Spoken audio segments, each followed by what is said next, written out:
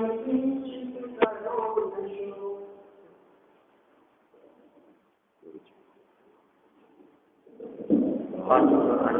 नामक आचार्य गुणभद्र स्वामी की ये है बहुत उत्कृष्ट कृति है।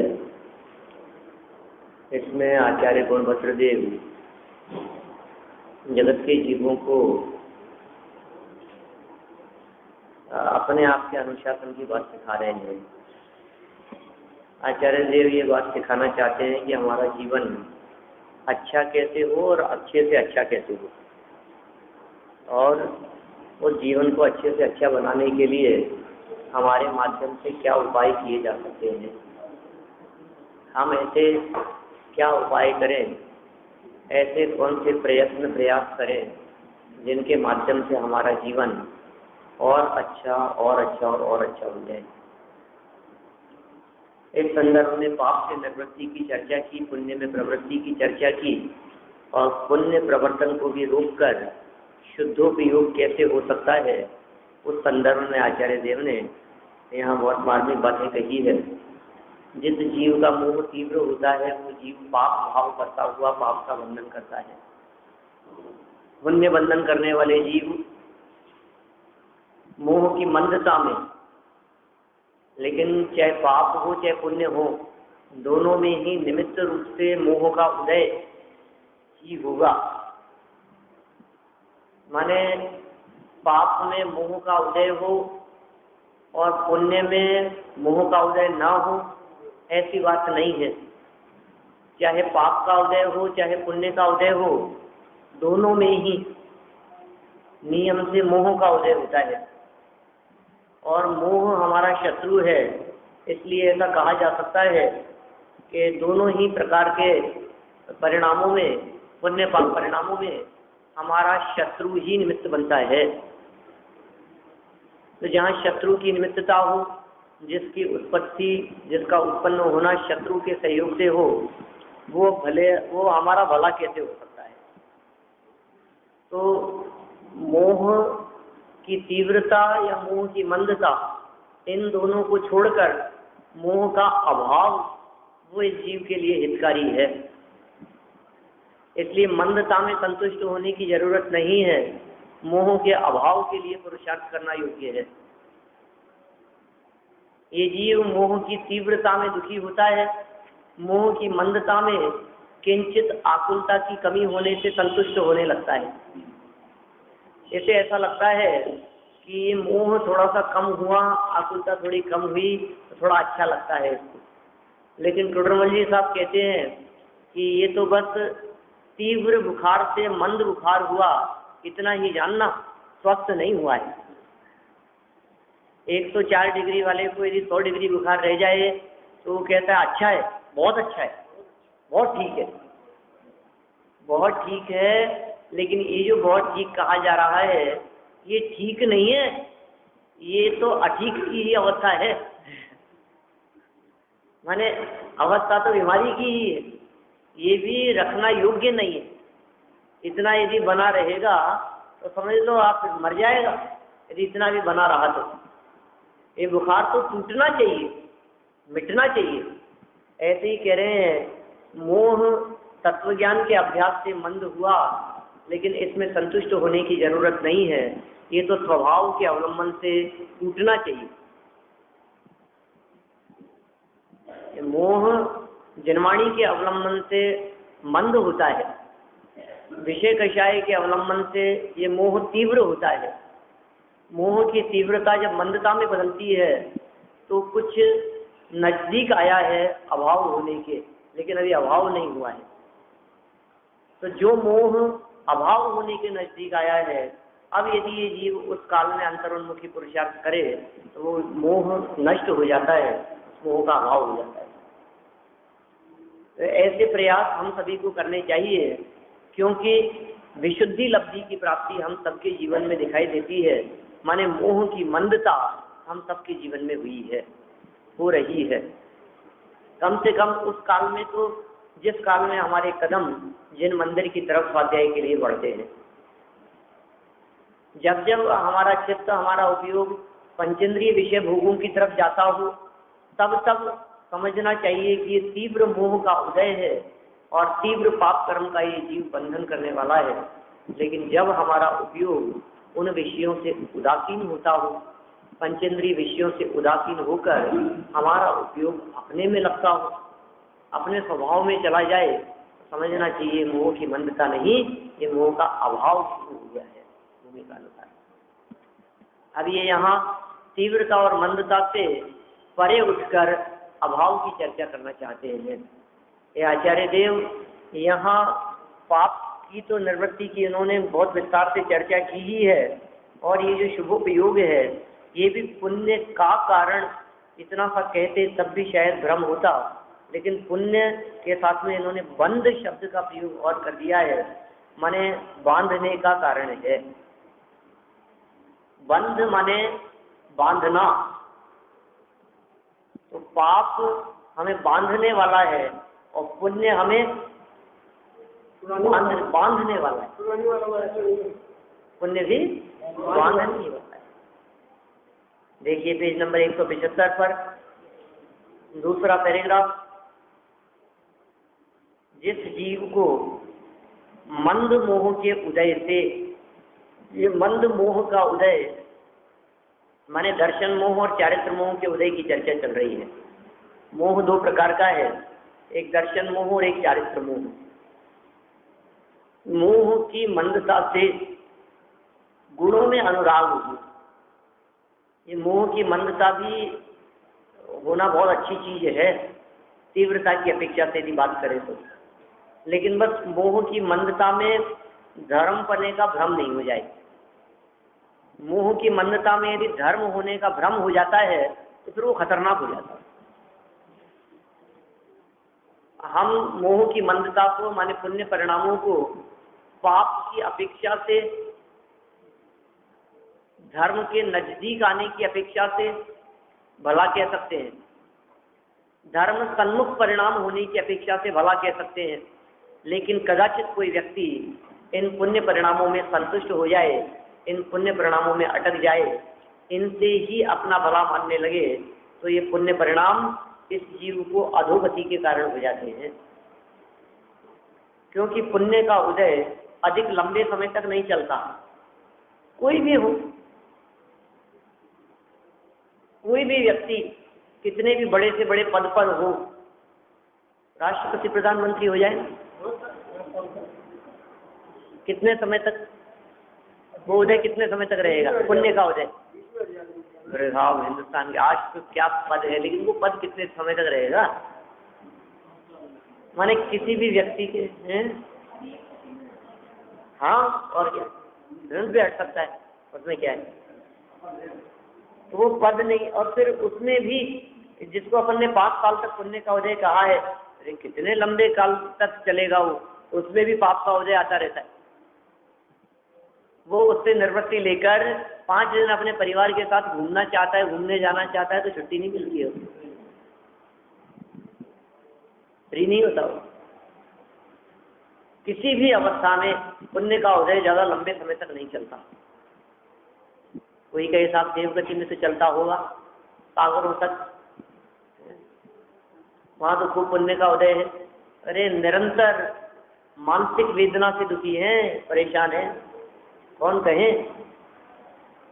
तन वेदना से दुखी वे रमणीक विषयों में रमे, और कैसे कैसे शब्दों के प्रयोग किए हैं आचार्यों ने। वे देवगति के जीव भी दुखी हैं, परेशान हैं, पीड़ित हैं, बेचैन हैं, मानसिक दुख से युक्त हैं, अंत में बिलखें 6-6 माह, कहें हम कैसे उनको देव। ये कैसा पुण्य का उदय है। और एक बात बतलाऊं, जिन जीवों को जितना अनुकूलता में रहने की आदत होती है, उन जीवों को किंचित प्रतिकूलता भी बहुत अधिक दुख देने वाली होती है। आज के 50 साल पहले, आज के 70 साल पहले, 100 साल पहले लाइट नहीं थी, पंखे नहीं चलते थे, वो लोग जीते थे या नहीं जीते थे बिना पंखे बिना लाइट के? गर्मी का मौसम होता ही था, और गर्मी का मौसम भी होता ही था, जेठ माह की भयंकर गर्मी भी होती थी। उन लोगों को पंखे की ऐसी आवश्यकता महसूस नहीं होती थी, बस एक बीजनी पंखी जो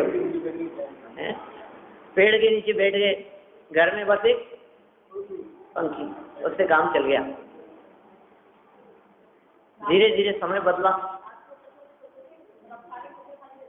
हाँ, रात में छतों पे सोते थे, सही बात, सही बात। आप सोचिए, फिर समय बदला, पंखे आ गए, क्या पंखी चले गई, पंखी गई पंखे आ गए। अब पंखे के बिना काम नहीं चला, वैसा ही हो गया, वैसी आदत पड़ गई। अब तो पंखे तो हवा ही नहीं देते, पंखे तो गर्म हवा देते, बिना कूलर के काम ही नहीं चलता। किसी व्यक्ति को कहो कि भाई ये 3 कमरे हैं और रहने वाले लोग बहुत हैं, आप पंखे वाले में सो लो हैं, और वो कूलर वाले में सुला देते हैं। नहीं नहीं, अपने से तो नींद नहीं आएगी, अपने से कष्ट पाकर के सोने की बात अलग है, लेकिन मन में तो ये रहती है कि यार ये पंखे तो, और फिर वो कूलर, वो भी गर्म हवा देने लगे, परेशान होने लगे। जिन जीवों के लिए, जिन जीवों को एसी में रहने की आदत है, बार बार पानी भरना पड़ता है, परेशानी होती है, क्या झंझट है। एसी अच्छा है, कूलर फिर ये क्या माने। अब यदि लाइट नहीं हो तो रह ही नहीं सकते हैं, कैसा लगता है? क्यों? इन्वर्टर जरूरी है, बिना इन्वर्टर के कैसे चलेगा? माने हमें ऐसा लगता है कि इतने हैबिचुअल हो गए हैं उसके कि हम चल नहीं सकते। आप देखिए, अब चलना बहुत कठिन लगता है, पैदल चलना भी, चौराहे तक भी जाना हो तो साइकिल, स्कूटर, बाइक, कुछ ना कुछ अपने को चाहिए। घर से जौहरी बाजार जाना हो, यहाँ से जौहरी बाजार क्षेत्र है तो भी ऐसा लगता है पैदल, क्या बात करें। साथ से साइकिल तो पंचर पड़ी है, पैदल कौन जाएगा? नहीं जा सकता। बोलो आप, और 5-5, 10-10 किलोमीटर 20-25 साल पहले, 15 साल, 20 साल पहले आमेर पैदल जाते थे दर्शन करने के लिए, और चूलगिरी में बनी थी तो सब सीढ़ियों से ही चढ़ते थे। अब याद है आप लोगों को सीढ़ियों से कब चढ़े थे?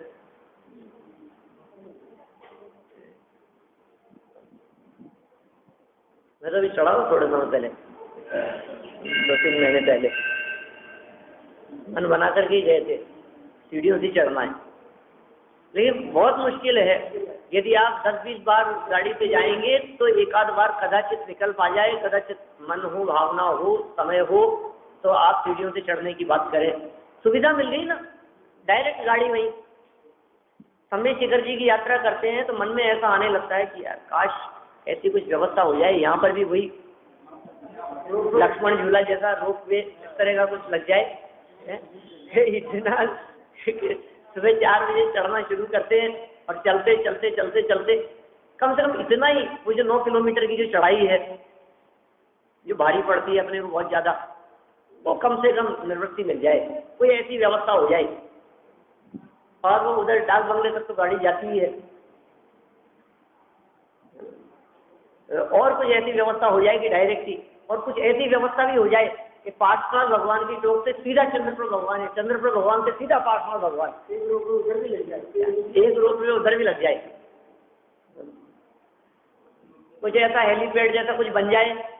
पैसा कितना भी खर्च कर ले, लेकिन इतनी परेशानी अपने से होती नहीं है। 10,000 लग जाए, इतना डोली वालों को भी देते हैं, इतना परेशान भी होते हैं, इतना समय भी लगता है, थकान भी होती है, फिर 3 दिन तक कदम नहीं बढ़ते हैं, घुटने पैर काम नहीं करते हैं। तो अच्छा है ना, 10-5 हज़ार लग जाए तो कोई बात नहीं, लेकिन सीधा पहाड़ी पर ऊपर जाकर के अपने को उतार दे भाई, बोलो कितना अच्छा होगा। फिर तो साल में 4 बार कर सकते हैं अपन समय शिखर जी की वंदना, लेकिन भाई साहब पुण्य भी वैसा ही लगेगा। माने मेरा कहने का मतलब ये है कि हम इतने सुविधा प्रधानी हो गए हैं कि आज हमारे को थोड़ा बहुत भी कष्ट बर्दाश्त नहीं होता। क्यों नहीं होता? क्योंकि हम उसके अभ्यस्त हो गए हैं उन विषयों को भोगने के। आप कल्पना कीजिए, जो व्यक्ति एसी से नीचे नहीं उतरता हो, एसी से नीचे नहीं सोता हो, हमेशा ही एसी में रहने की जैसे आदत हो, और वो किसी ऐसी जगह पर चले जाए जहाँ लाइट नहीं आती हो, आत्महत्या कर ले तो कहें तो यहीं रहना पड़ेगा, तो मैं जी नहीं सकता, क्या होगा? क्योंकि उसकी आदत वैसी हो गई है। जिनको जितनी अनुकूलताओं में रहने की आदत होती है, उनसे वे अनुकूलताएं छिन जाने पर उन्हें कष्ट और तकलीफ भी उतनी ही ज़्यादा हुआ करती है। ये इतनी चर्चा जो मैंने पिछले 10 मिनट में आपसे की है, ये सारी चर्चा करने का मेरा उद्देश्य, मेरा प्रयोजन सिर्फ इतना था कि देवगति में जो हमारे को अनुकूलताएं और पुण्य का उदय दिखाई देता है, सहते जय थावरतन धरे, उनकी क्या दशा होती होगी। अंत में बिलखे 6-6 माह, कैसे उनको देव कहें हम?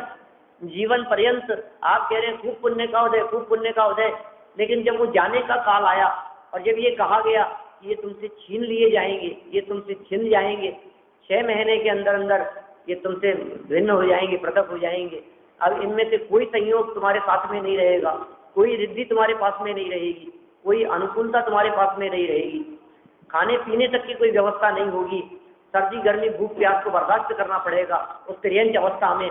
और अपने अवधि ज्ञान का प्रयोग करो और देखो अपने भविष्य को, और दिखता है उनको, और फिर आंसू नहीं रुकते। बोलो कैसी दशा होती है?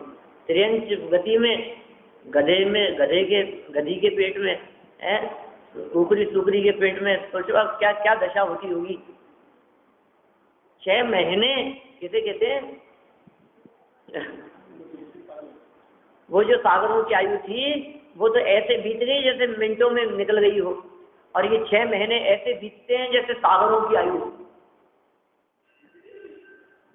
आनंद का लंबा काल भी बहुत जल्दी बीत जाता है, और कष्ट और परेशानियों का थोड़ा काल भी बहुत लंबा प्रतीत होता है। ये स्वरूप ही इसी प्रकार का है। थोड़ी बहुत भी परेशानी बहुत लंबी लगती है, बहुत लंबी लगती है, ऐसा लगता है कितना लंबा काल हो गया, तो ठीक ही नहीं हो रहे, ये परेशानी मिट ही नहीं रही, ये संकट कब मिटेगा? थोड़े से समय में ही। और वो जो अनुकूलताओं का समय, वो तो ऐसे निकल जाता है जैसे सूर्योदय होते ही अंधकार गायब हो जाता है तरह से। तो अनुकूलताएं, ये पुण्य का उदय अधिक लंबे काल तक रहने वाला नहीं है। तो जो हमारा लंबे काल तक सहयोग करने वाला ही नहीं है, जिसका साथ लंबे काल तक रहेगा ही नहीं, ये जीव उसके प्रति क्यों आकर्षित होता है? उसे क्यों अपना मित्र मानता है? वो हमारा मित्र कैसे हो सकता है जो रास्ते में छोड़ करके चला जाएगा? वो हमारा मित्र कैसे हो सकता है जो हमें कष्ट देने वाले के सुपुर्द करके गायब हो जाएगा? माने वो पुण्य का उदय चलते चलते पाप का उदय समर्पित करके न मालूम किधर गायब हो जाता है। हम कैसे उसको भला कहें? उस पुण्य को कैसे अच्छा कहें? हम चल देता है ये पुण्य का उदय, जिसको हम अच्छा मान रहे हैं, रहेगा ही नहीं ज्यादा लंबे समय तक। ये पुण्य का उदय नियम से पाप में बदल जाएगा। सबके जीवन में होता है इस तरह का, अनुकूलताओं से प्रतिकूलताएं और प्रतिकूलताओं से अनुकूलताएं, ये दोनों ही बराबर चलती रहती है, और इसी का नाम संसार है। सारे जगत का स्वरूप इसी प्रकार का है। इसलिए जगत के इस प्रकार के स्वरूप का विचार करके पाप से तो विरक्त होना चाहते ही हैं, पुण्य से भी विरक्त होने की भावना रखते हुए अपना उपयोग अपने त्रिकालीय आत्म तत्व में लगाने का प्रयास करें, जिसे यहाँ शुद्ध उपयोग के माध्यम से आचार्य देव कहना चाहते हैं। तो मंद मोह के उदय से क्या कह रहे हैं? गुणों में अनुराग हो। काय का उदय है? उदय मोह का है, लेकिन मंद है थोड़ा सा। तो मंद मोह के उदय से थोड़ा सा इसमें सज्जनता दिखाई दे रही है। कषायों की मंदता से यह व्यक्ति सज्जन लगता है, ठीक है ना? लोग इसे चाहने वाले दिखाई देते हैं क्योंकि कषाय की थोड़ी मंदता है, लेकिन अंदर में वो विकृति जो शाश्वत बैठी हुई है, उसका क्या होगा? मंद मोह के उदय से गुणों में अनुराग हो और दोषों में द्वेष हो, तो ये तो बहुत अच्छी बात है ना, गुणों में अनुराग होना और दोषों में द्वेष होना। देखिए, गुणों में अनुराग और दोषों में द्वेष, इससे काम नहीं चलेगा। दोषों से निवृत्ति और गुणों में प्रवृत्ति, वो उपयोगी है। यह अनुराग तो करता है गुणों से, लेकिन गुणों में प्रवर्तन भी करता है या नहीं। जैसे सम्यक्तवादी गुण इसको भले तो लगते हैं, उनमें अनुराग तो करता है कि सम्यक्तवादी गुण बहुत श्रेष्ठ है, ठीक है ना। वह सुरनाथ जजे हैं, देवगति के जीव भी जिसके माध्यम से चरणों में झुकते हो, गजब विद्वत्ता होगी। सम्यक दर्शन की कुछ अलग ही महिमा है। ये महिमा तो गाता है, अच्छे गुणों के आधार पर दूसरों की प्रशंसा तो करता है, लेकिन जब ये कहा जाए कि ये गुण आप में भी होने चाहिए, अरे नहीं, अपने बस की बात, अपने से नहीं हो सकता। माने अनुराग कर रहा है लेकिन उसे अपना नहीं रहा है। अब क्या करेंगे, काम नहीं होगा इसका, संसार में सही रहेगी। और इसी तरह दोषों में द्वेष हो लेकिन दोषों से निवृत्ति ना हो, तो दोषों में द्वेष किस काम का। होता है कभी ऐसा, अरे ये मैंने क्या किया, ये तो नहीं कर। तो दोषों में द्वेष तो है, लेकिन फिर उससे निवृत्ति है या नहीं है।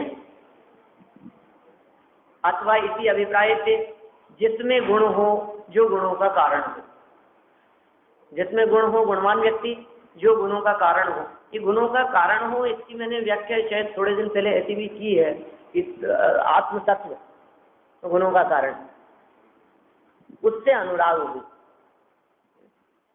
और जिसमें दोष हो या जो दोषों का कारण हो, उससे द्वेष हो, उस जीव को शुभोपयोग पाया जाता है और उससे पुण्य का बंध होता है, पुण्य बनता है। और पुण्य से क्या मिलेगा, पुण्य से अनुकूलताएं मिलेगी।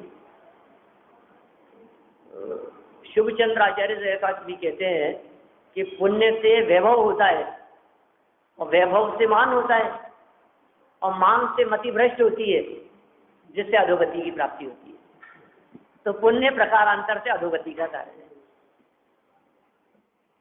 इस पुण्य को कैसे भला कहें कि क्या मिलेगा इस पुण्य से, बोलो।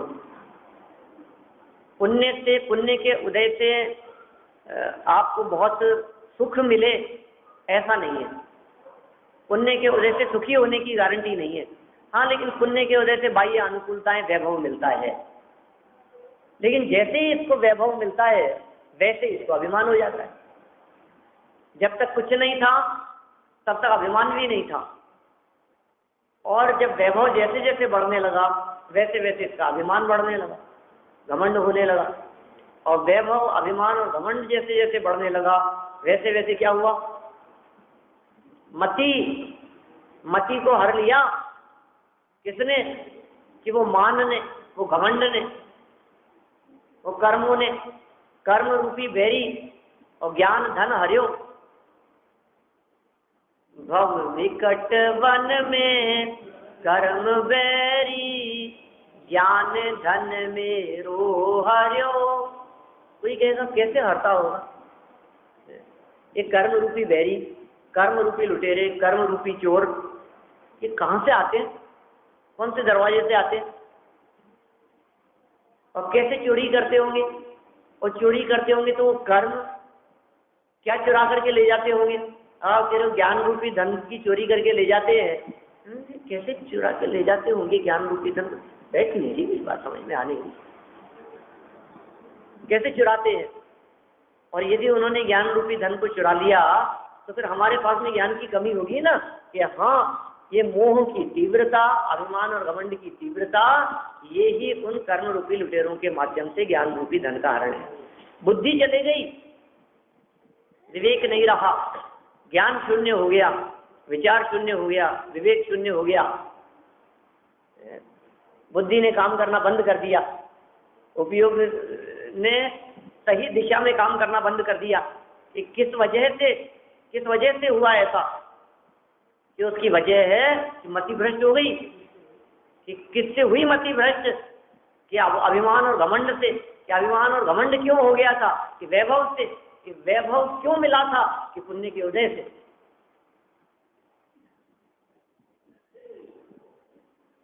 सारा जगत पाप को बुरा कहता है, हर कोई व्यक्ति कहता है कि पाप बुरा है, पाप से दूर रहो, पाप से बचो। हम उसके समागम सानिध्य की बात नहीं करते। हम भी कहते हैं पाप से तो जितना बचें उतनी अच्छी बात है, पाप से बचना अच्छी बात है, लेकिन पुण्य में संतुष्ट होना भी अच्छी बात नहीं है। पुण्य भी संतुष्ट होने योग्य नहीं है। कल हमने संतुष्टि असंतुष्टि के संदर्भ में भी बात कही थी। माने यदि आप यहाँ संतुष्ट हो गए, मार्ग में संतुष्ट हो गए, तो नियम से मंजिल की प्राप्ति नहीं होगी। इस तरह यहाँ आचार्य देव ये कहना चाह रहे हैं, भैया पुण्य बंधता है, और जो बांध रहा है एक बार उसके बारे में आप गंभीरता से विचार कर लो कि बांधने वाला वो आपको अच्छा, आपका मित्र हो सकता है या शत्रु हो सकता है। क्या होगा?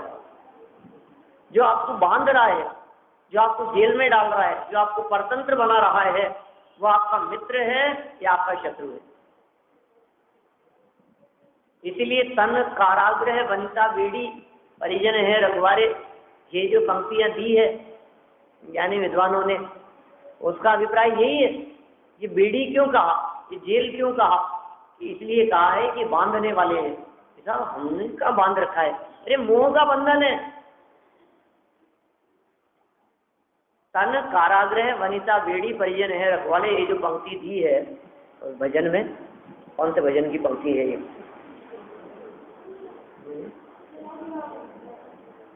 जो भी हो, वैराग्य भावना में यहाँ की भी पंक्ति है, लेकिन कितना स्पष्ट शब्दों में ये बात कही है कि ये बेड़ियों के समान है।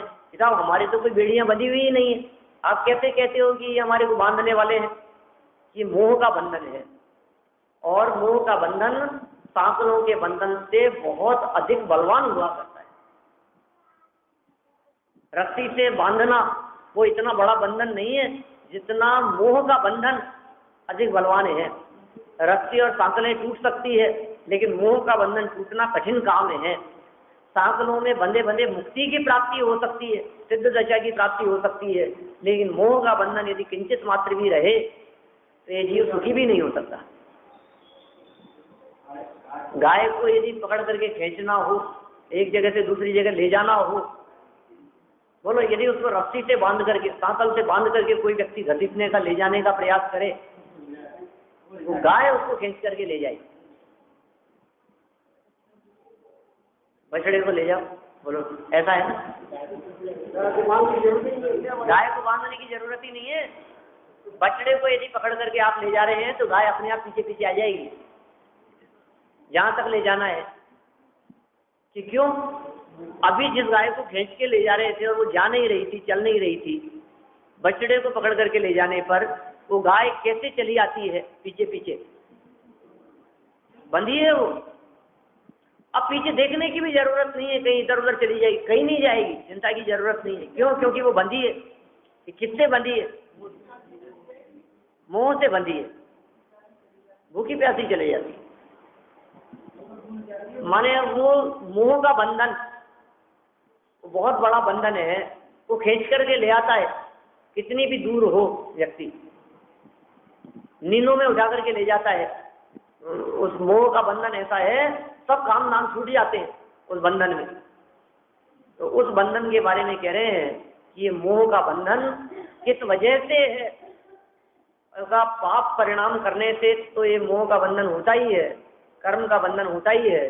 पुण्य परिणाम अर्थात शुभोपयोग होने से भी कर्म का बंधन ही होता है।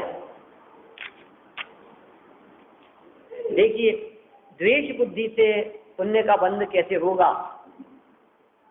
यदि भी अपन इस पॉइंट के बारे में वैसे पहले बात कर चुके हैं, ठीक है ना, लेकिन ये क्या जवाब देना चाहते हैं यहाँ टोडरमल जी ने क्या जवाब दिया है तो देखते हैं अपन। क्योंकि इन्होंने पुण्य बंध के दो कारण कहे, गुणों में अनुराग और दोषों में द्वेष।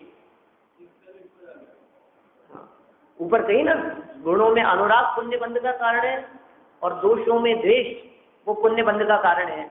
तो शंकाकार ऐसी शंका कर रहा है यहाँ पर, वो कह रहा है द्वेष बुद्धि से पुण्य का बंध कैसे होगा? द्वेष तो बुरा ही है ना। द्वेष माने दुश्मनी, ऐसा लगता है अपने को। द्वेष तो बुरा है, उससे पुण्य कैसे बनेगा? द्वेष से तो पाप ही बंधना चाहिए। उत्तर, अपनी कषाय के प्रयोजन से द्वेष करने पर पाप बंध ही होता है। तुम जो कह रहे हो कि द्वेष करने से पाप बंधेगा, वो बात बिल्कुल ठीक है, द्वेष करने से पाप बंद होगा, लेकिन कब? कषाय से करे, कषाय के प्रयोजन से द्वेष करे तो पाप बंद होता है। परंतु जैसे कोई व्यक्ति मित्र के शत्रु से द्वेष करता है, किससे द्वेष कर रहा है? मित्र के शत्रु से द्वेष करता है। वैसे ही जो व्यक्ति धर्म के विरोधियों से द्वेष करता है, तो उसके अभिप्राय में धर्म का अनुराग ही है, इसलिए उसे पुण्य बंध होता है। माने ऐसा द्वेष पुण्य बंद करने वाला है। धर्म विरोधियों से, धर्म विद्वेषियों से, धर्म और धर्मात्मापन जिनके हृदय में नहीं है, उन लोगों से द्वेष बुद्धि, ये वास्तव में धर्म के प्रति अनुराग का ही परिणाम है। तो ऐसी द्वेष बुद्धि ये पुण्य बंधन का कारण है। देवगुरु धर्म, पंच परमेष्ठी, जिनवाणी, जिन मंदिर, इनके प्रति होने वाला अनुराग और इनका बुरा चाहने वालों के प्रति होने वाला द्वेष। कोई मंदिर का बुरा चाहता हो, कोई समाज का बुरा चाहता हो, कोई व्यक्ति शास्त्र सभा, जैनेन्द्र देव की प्रतिमा, मंदिर की सुंदरता, उसको धूल धूमिल करना चाहता हो, उसकी प्रतिष्ठा को मिटाना चाहता हो द्वेष बुद्धि से, तो कह रहे हैं उसके प्रति होने वाला द्वेष, उसके प्रति होने वाली नाराजगी, वो नाराजगी भी पुण्य बंधन का कारण, क्योंकि उस नाराजगी के पीछे भी धर्म और धर्मायतनों के प्रति अनुराग छिपा हुआ है। तो इस तरह से जो व्यक्ति धर्म के विरोधियों से द्वेष करता है, धर्म से द्वेष नहीं, धर्म के विरोधियों से द्वेष, तो धर्म के विरोधियों से द्वेष माने विरोधियों का विरोधी, माने धर्म का समर्थक, ये अर्थ हुआ ना इसका। उसके अभिप्राय में, उसके अंतरंग में, उसके चित्त में धर्म का अनुराग ही है, इसलिए उसे पुण्य बंध होता है, इसलिए उसको पुण्य का बंधन ही होगा। इस संबंध में शास्त्रों में उदाहरण प्रसिद्ध है। वाह, टोडरमल जी का दिया हुआ उदाहरण है और शास्त्रों में आता है, प्रसिद्ध उदाहरण है, पौराणिक घटना है। ये कोई काल्पनिक प्रसंग नहीं सुना रहे हैं, यहाँ काल्पनिक घटना नहीं बतला रहे हैं। क्या कह रहे हैं? शूकर और सिंह दोनों लड़ रहे थे। एक जंगली सुअर था और एक शेर था, ये दोनों लड़ रहे थे। शूकर का अभिप्राय मुनि रक्षा का था, इसलिए वह मरकर 5वें स्वर्ग में देव हुआ, और सिंह का अभिप्राय मुनि को मारने का था, इसलिए वह मरकर 5वें नरक में गया। मुनि को तो स्वर्ग नरक का ही ख्याल था, 5वें स्वर्ग और 5वें नरक की बात कह दी। सत्य घटना है बिल्कुल। माने क्या हुआ कि मुनिराज ध्यान अवस्था में बैठे थे, ध्यान अवस्था में बैठे हुए मुनिराज को दूर से देखकर सिंह के हृदय में क्रूर परिणाम पूर्वक उन्हें मारकर खा जाने का परिणाम आया, और वो दूर से दौड़ता हुआ आ रहा है मुनिराज की तरफ। मुनिराज ध्यान अवस्था में बैठे, इधर से जंगली शुअर जो था उसे सिंह के इस इरादे की जैसे ही भनक पड़ी, वो दौड़ता हुआ सिंह के मार्ग में आ गया और उसे रोक दिया। आपस में लड़ने लगे, दोनों लड़ रहे हैं। क्या कर रहे हैं? दोनों लड़ रहे हैं का मतलब कषाय कर रहे हैं। तीव्र कषाय, एक दूसरे को मार दिया दोनों ने, लहूलुहान हो गए दोनों के, सुबह तक रात भर लड़ते रहे और लड़ते लड़ते दोनों के प्राण चले गए सुबह तक। सिंह ने सूअर को मार डाला तो वो तो मर करके नरक में गया होगा, जाना ही चाहिए। और सूअर ने सिंह को मार डाला, उसने उसकी हत्या करी, वो मर के कहाँ जाना चाहिए, वो भी नरक में ही जाना चाहिए। दोनों हत्यारे हैं एक दूसरे के, लेकिन दोनों में से एक नरक में जाता है, एक स्वर्ग में जाता है। एक को पंचम नरक और एक को पंचम स्वर्ग मिलता है। उसके पीछे आखिर कारण क्या है? द्वेष तो दोनों को है ना, दोनों के हृदय में द्वेष है कि नहीं? दोनों के हृदय में एक दूसरे के प्रति द्वेष है, किंतु सूअर के हृदय में उस द्वेष के साथ साथ में मुनिराज के प्रति अनुराग भी है। द्वेष के साथ साथ में अनुराग भी है। फल तो परिणामों का लगे, कैसे कैसे परिणाम है? जिसको मुनिराज को मारने के परिणाम है वो पाप बांध रहा है, और जिसके हृदय में मुनिराज को बचाने का परिणाम है वो पुण्य बांध रहा है। बाहर में प्रवृत्ति दोनों की एक जैसी दिखाई दे रही है। कोई यदि उनकी फोटो खींचे, उनकी वीडियो रिकॉर्डिंग करे, और वीडियो रिकॉर्डिंग करने के बाद में कोई व्यक्ति पूछे कि इन दोनों में से कौन अच्छा है और कौन बुरा है, कोई जवाब नहीं दे सके। दोनों ही बुरे हैं, कषाई हैं दोनों ही, एक दूसरे को मारना चाहते, किसको भला कहें हम? लेकिन आचार्यों ने कथन किया है कि भैया ये चर्म चक्षुओं से देखने पर असलियत का पता नहीं चलता, ये कैमरे की आंख से पता नहीं लगता अंदर में क्या चल रहा है। अंदर में उनके हार्ट का वो लिया जाए, एक्सरे लिया जाए तो पता लगे कि एक के हार्ट में अत्यंत करुणा की धारा बह रही है और दूसरे के हार्ट में वो तीव्र द्वेष और कषायों की ज्वालाएं धधक रही है।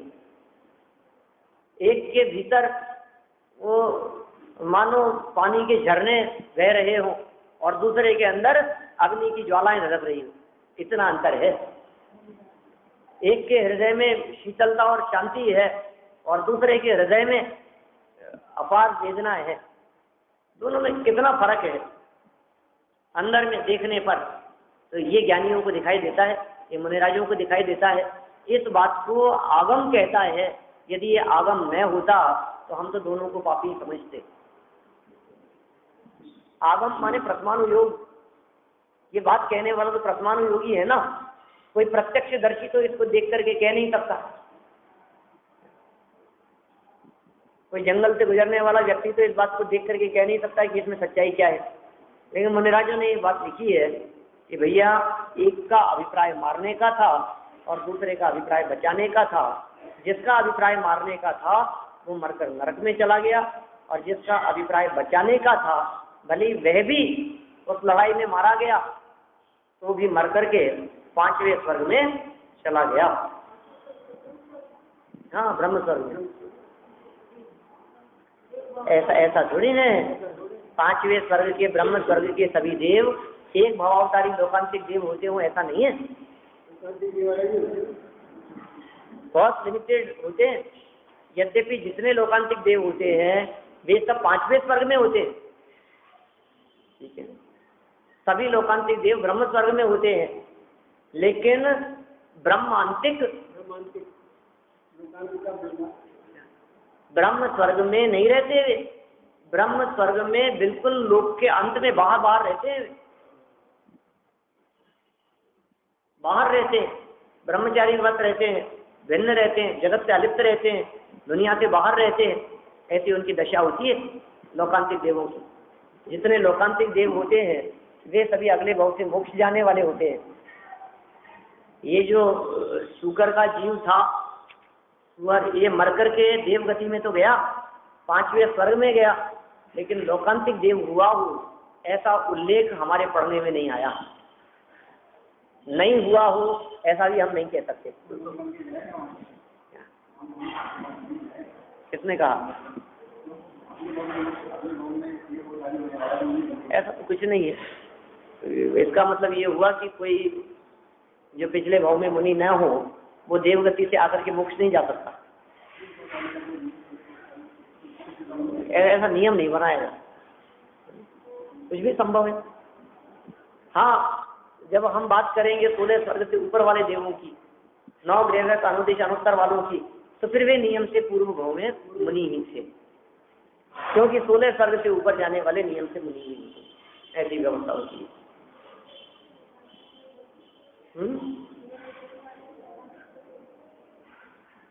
बस ऐसा कोई आया नहीं है, अपन नियम नहीं बतला सकते, कुछ नहीं कह सकते उसके बारे में।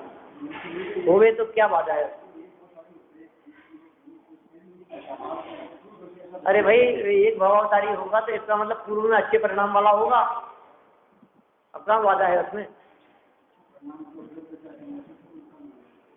अच्छा, तिर्यंच गति का सम्यक दृष्टि हो, तिर्यंच गति का पंचम गुण स्थानवर्ती हो, क्या बाधा है?